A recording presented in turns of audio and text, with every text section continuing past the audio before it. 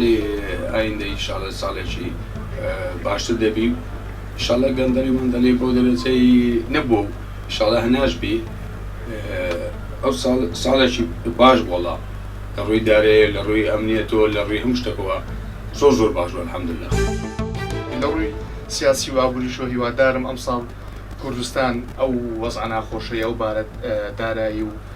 ئابووری و سیاسی کە هەی بووە ئەم ساڵ تێپەڕێنێ و بە هەمومان هیوامان بەو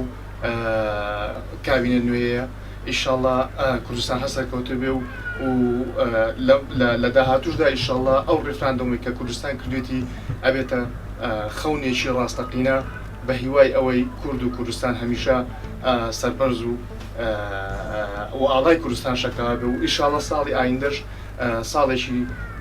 پڕ خۆشی و بەرەکەت بۆ هەموو کوردستان و هاوڵاتیانی کوردستان بە هەموو کوردێک لە جیهانە ساڵی نوێ لە هەموو گشت جیهان پیرۆز بێت. پیرۆزبایی ساڵی نوێ لە هەموو خەڵکی کوردستان دەکەم ئینشاڵڵا ساڵێکی پڕ خۆشی دەبی لە بۆ هەموو لایەک چاوەڕێی گشتی نوێن ئینشاڵڵا ئەو وەحدانەی جەنابی سەرۆکی حکوومەت دایتی لە بۆ چاکسازی